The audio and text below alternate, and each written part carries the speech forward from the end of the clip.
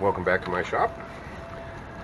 Today on the bench we've got a HP 403B. This is a AC voltmeter. It's good from about 15 hertz to around 3, 4 megahertz, and it'll go from 0.001 microvolts or minus 60 dB all the way up to plus 50 dB or 300 millivolts, or 0.001 millivolts, not microvolts. Down in this range, unless you've got a special probe, it's not worth much. But for most stuff, you'd be up in the 0.01, 0.03, somewhere around there. I got this cheap on eBay because the guy said it didn't work. He didn't think, because he had couldn't really test it very much because he didn't have the right plug for it, and he didn't know. So I got it in, and he's right. It doesn't work, and we're going to find out why. I have a sneaking suspicion at this point why it doesn't work, but we'll figure it out. Basically, it's an interesting little meter in that it's meant to work off of batteries, not off of AC. And the reason for that is, as far as the power supply in this thing goes, the power supply is right here, this little board. And basically all it is a full wave bridge rectifier, a transformer, pass transistor with a Zener diode regulator, filter cap, and a couple of pots, one for the charging rate and one for the meter adjustment to show you what the batteries is. When you put it on meter or on battery check, it automatically switches it over into the 3 volt mode, and it'll show you 2.5 volts, or better than 2.5 volts is what it's supposed to be. These are the batteries. These are 6.5 volt nickel cadmium rechargeables, and they are made out of unobtainium. You can't even, I can't even find any information on these, much less get new ones. So if you buy one of these and the batteries are completely, totally, absolutely shot, you're going to have to come up with some other way of doing the batteries, because you're not going to find these. Fortunately for me, all the batteries except this one right here appear to be good. This one won't hold a charge.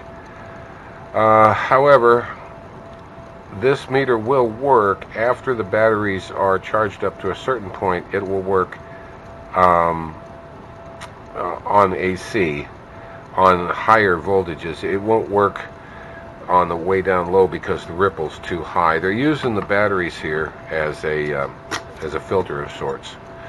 The rest of it's pretty simple. There's only actually one board in it, and that's this one. It has another thing over here, but we'll get into that in a minute. This board has a couple of transistors. We'll go to the video here, and the screen, and I'll show you.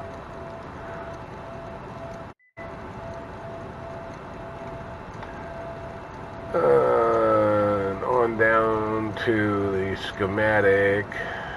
We'll get there eventually. Okay, here it is. Here's the schematic. And if we go on in here, basically what you've got is your input comes in here. It has a selector switch for the first low voltage ranges, comes straight through and through this point, or this 1/16th amp fuse, into this circuit over here, which we'll get into. The rest of the ranges go through this network for frequency and leveling for 400 cycles and 300 kilocycles. Hertz for those of you that are younger than me. But basically it's just a switch. to pull this in and out. And this part here is in this little box right here. The rest of the machine is on this board right here, and it is comprised of these two transistors, which are emitter followers. That does a amplification and no amplification. They're unity gain because they're emitter followers, but these two kind of smooth it out and make sure that that it's clean.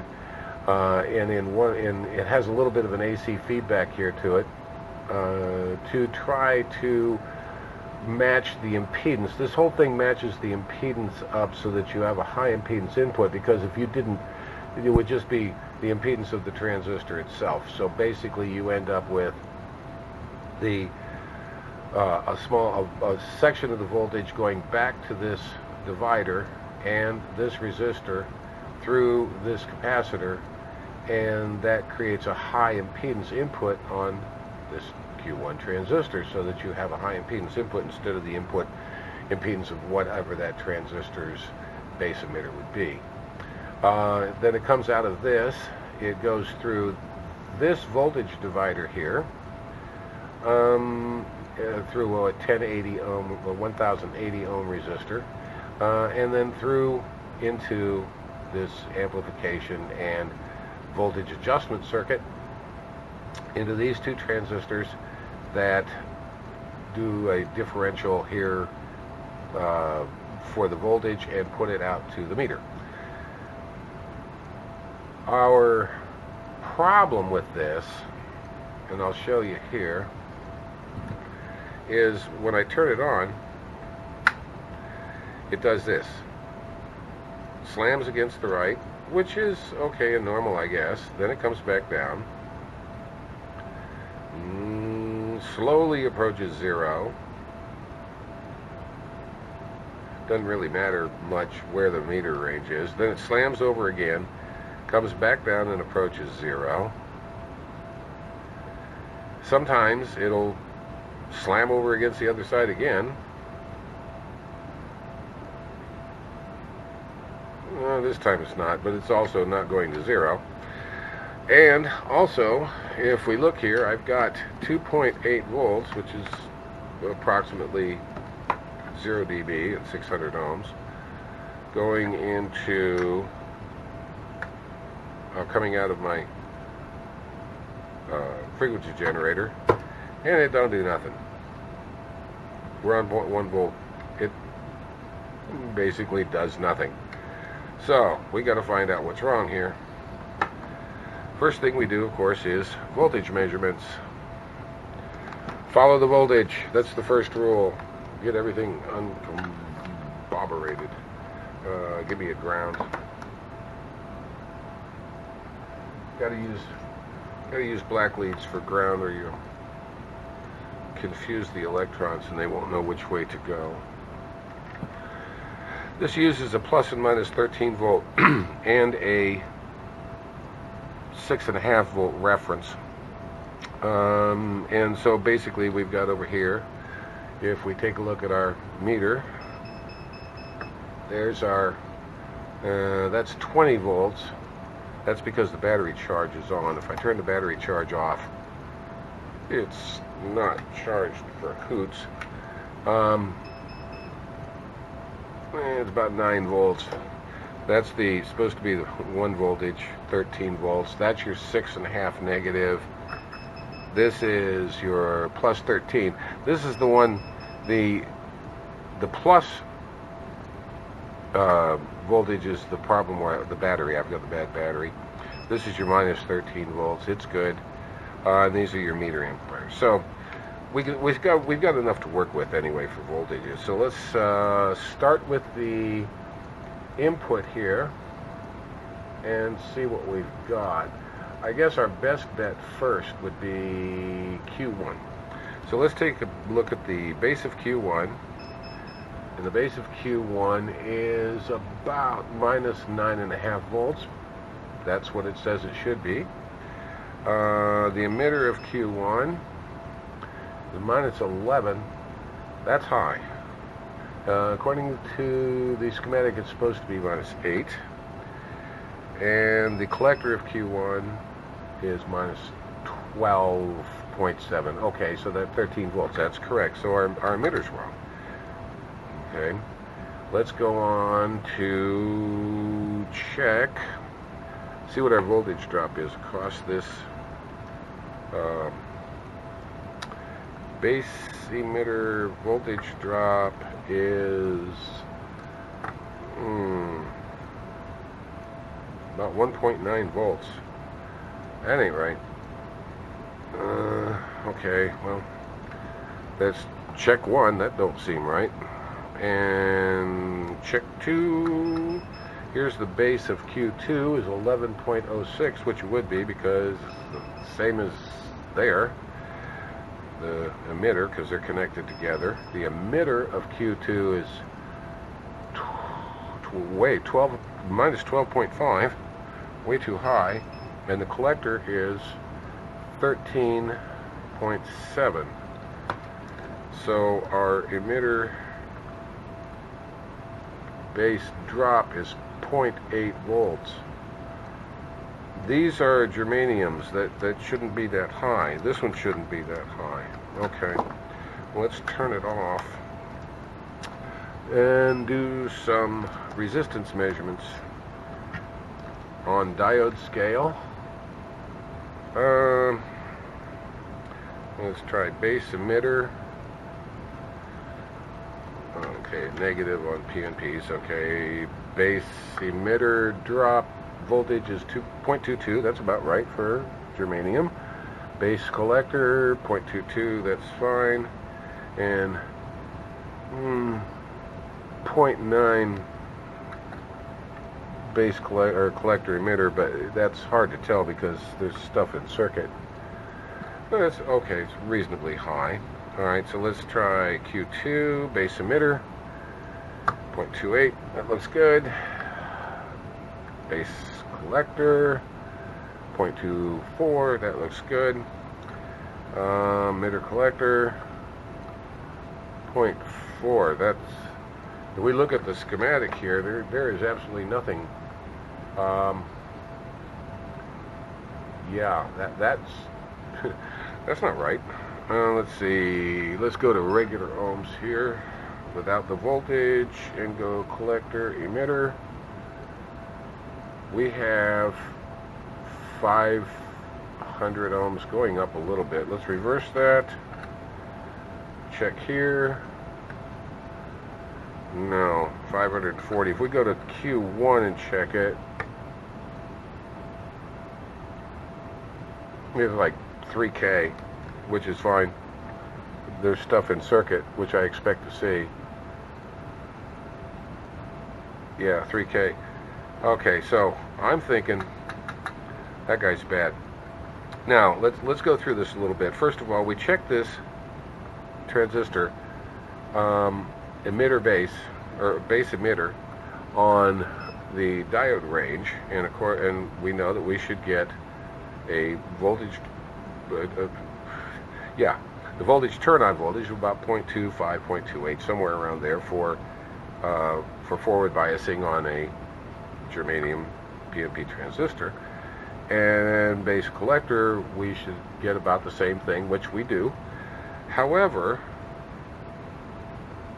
when we go collector emitter, way too low, 0.4 and 400 ohms or 500 ohms on regular ohm scale.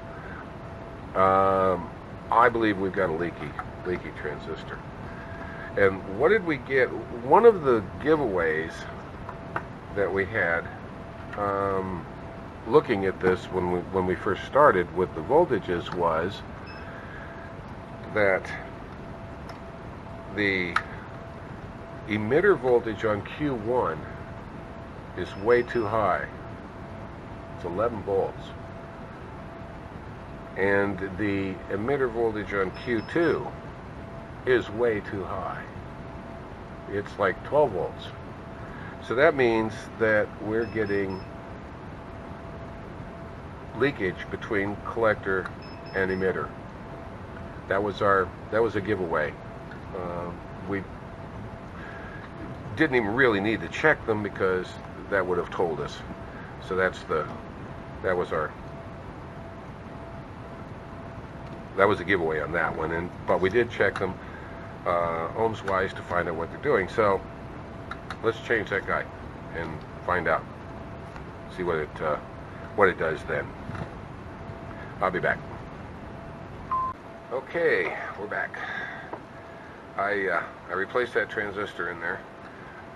Also, you notice I have replaced all of the capacitors in here, except for this one, which is a strange value, and it checked out good anyway. All of these checked out just fine. They're all big sprays, and I just replaced them because didn't have one for this, so I didn't replace that. Here's our bad transistor. It is a 2N2189, yeah. And if we hook it up to the little magic box gizmo here, we'll, I don't know if we can get this, but we'll see.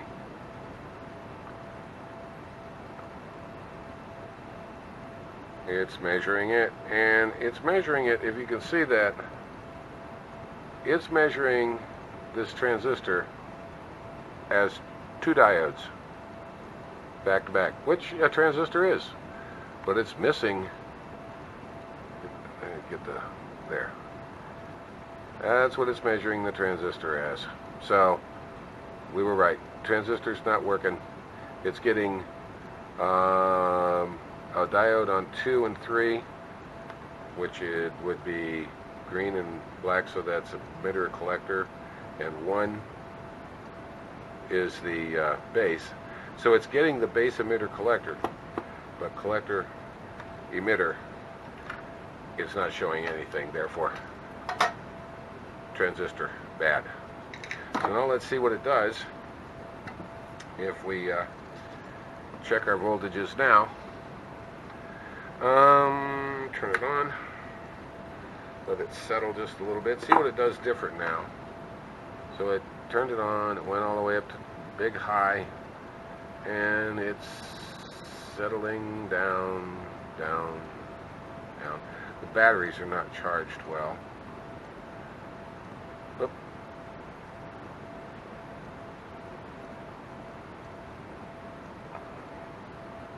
There it goes.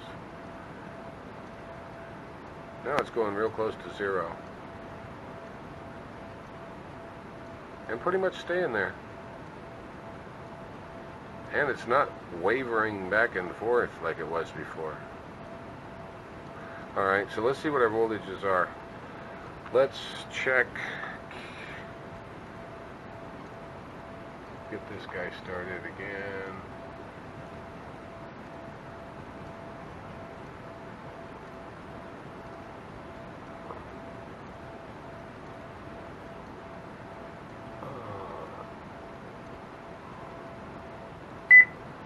Okay, so let's check our voltage. Base, put on voltage so I don't blow my meter up. Okay, so our base of Q1 is now 8.4. It's supposed to be about 9.3, but like I said, the batteries aren't charged. But it doesn't matter as long as it's respective. Alright, and the emitter is 8.7, so we're down from our 11.3 and we're down to 8.5. It says it's supposed to be about 8.1. That's good. Our collector voltage should be around 13, but it's not. It's minus 9. So the battery's not charged up. If we go over here, yeah, we got 21 volts. If I turn this off and look at this, our voltage is only about 8.7 volts. So that's not enough, but it's good because we could still measure the diode, the transistors. So the base of Q2 is now 8.6. Supposed to be 9, but okay, and it's probably going to go up. The emitter of Q2 is now 8.3. of course, because it's the same as the base of this one, and that's right, and the collector is now 13.8. So we've got approximately the right voltages on this. So let's see what it does if I feed it some sort of a signal. We're not looking for accuracy here, we're just looking for a signal. I've got 2.8 volts on my function generator at 400 hertz. Plug that in there. Oh, wham, that hurt. And 0. And see what it gives us. Let it settle down. Well, 1 volt, or approximately 1 volt. I've got 2.86 going in. If we turn it up to here, we got almost exactly 1 volt. And it's responding. I'm turning it up. That's 2.9. Let's go down to 1.4 and see what it looks like. At 1.4 we should have about 0.5. We do. All right. So it works. It works. Yay. So basically, the only adjustments you've got on this, by the way, are you set it up for 400 cycles hertz and you adjust R3 on the 0.1 volt scale, and this where is it? Yeah, this R4 on the 400 cycles at 30 volt scale. You turn your up as far as you can go, in my case 20, which I'll do. And then you do the same thing with these capacitors on the 300 kilohertz scale, and that's the alignment that you do with the thing. But it looks like it's fairly close the way it is. Let's try. Oh, let's see. What is it? 0.2, 0.28 for 0.0 or 0.1. There it is. Look at that. 0.1 right there. All right. Good little meter. Alrighty. So there's a lesson on checking transistors. Don't just do a forward biasing base emitter base collector. It might leak emitter collector and still show okay as a transistor on just the forward biasing check. In this case, we had emitter collector leaking. It was raising the voltage of the emitter of this Q1, and everything was wrong on this one. The voltage drop was wrong, and then we measured emitter collector on the low ohm scale, and we had 500 ohms between the two of them. You shouldn't have anything between the two of them on a regular ohm scale. So there we go. We fixed it. It's I've always wanted one of these. It's good for. Sometimes you need a meter that swings back and forth rather than these digital things, and this will do that up to about 2 megahertz or so.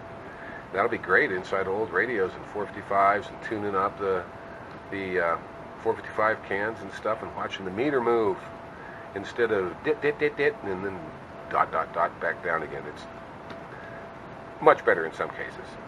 Oh well, thanks for watching, and rescued another old 60s piece of equipment, or probably 70s, from the trash bin. Thanks for watching, and give it a thumbs up if you like it, like that, and don't forget to subscribe.